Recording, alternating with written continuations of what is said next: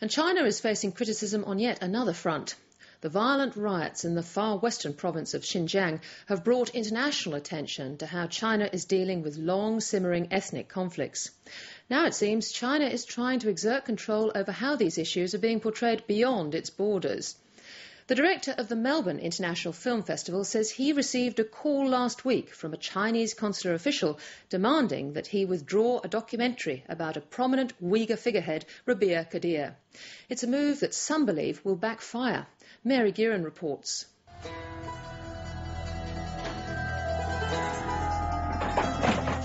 This is Rebiya Kadeer, once the richest woman in China, twice nominated for a Nobel Prize. She thinks somebody is trying to kill her. There's plenty of implicit drama in The 10 Conditions of Love, a documentary on Rebiya Kadeer, the woman who's rapidly becoming the most prominent figurehead of the Uigher people's struggle against China. But right now, the spotlight is focused behind the scenes. When Melbourne's International Film Festival organisers published their program last week, they say they heard from a very early critic.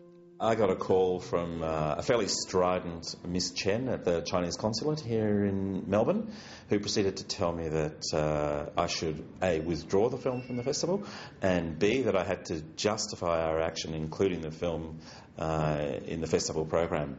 I wasn't surprised that the Chinese government would have an issue with my film. I was surprised that they would demand that my film not be seen at the Melbourne International Film Festival. There was no way as an independent arts organisation that I was going to sanction that, and we're going to continue to screen the film.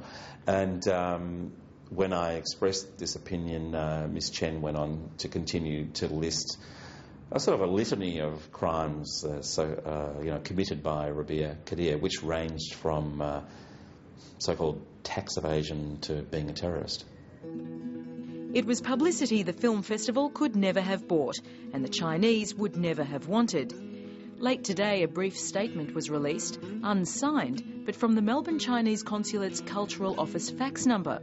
It didn't mention a phone call, but it did name Rebiya Kadeer as having committed national security and major economic crimes, and that, quote, facts have proven that the violent crime on July 5 in Urumqi was instigated, masterminded and directed by the World Uigher Congress headed by Rebiya Kadeer.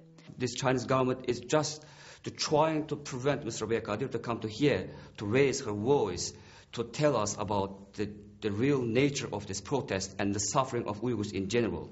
In their attempts to vilify Rebiya Kadeer, they're really putting her up on a pedestal, as it were, as this focus for Uyghur autonomy or independence movements. Why are you coming at me? Why are you coming at me?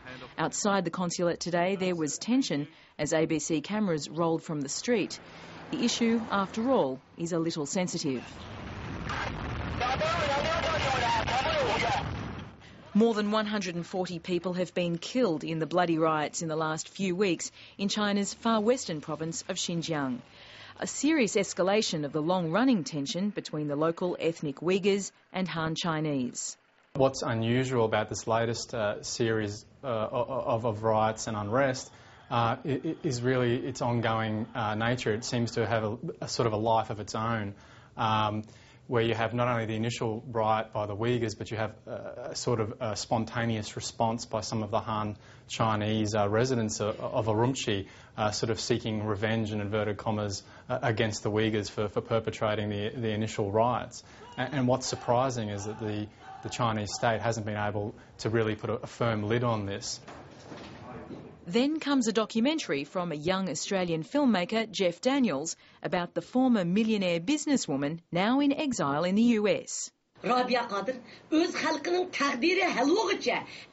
Kadeer was once lauded by the Chinese government as a symbol of the country's success, but jailed in the late 90s, officially for terrorism.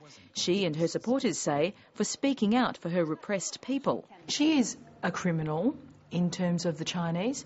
She's officially broken parole conditions. Why shouldn't the Chinese government have a say as to how she is portrayed? I believe they should. I welcome it. I've been trying to get their point of view for 2.5 years. I don't understand why they don't speak out publicly in in a venue on news, on camera, to explain who Rebiya Kadeer is, why she is such a threat. I welcome that.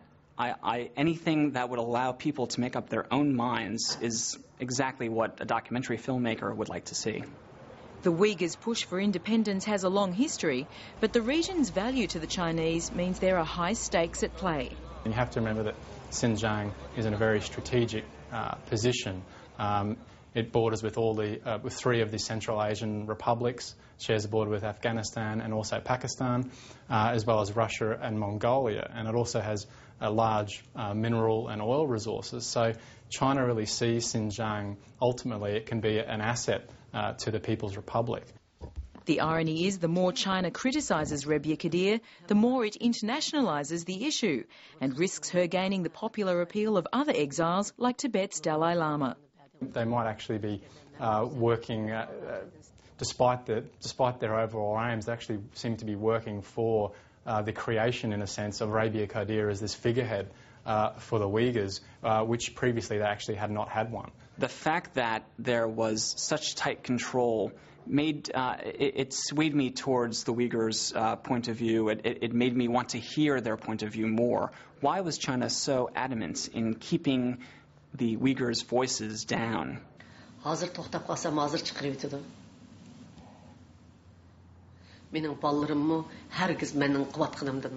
Among other things, the documentary highlights the toll Rebiya Kadeer's political activity has had on her family. 4 of her children are still imprisoned in China.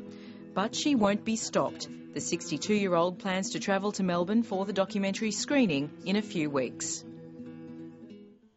Mary Guerin with that report.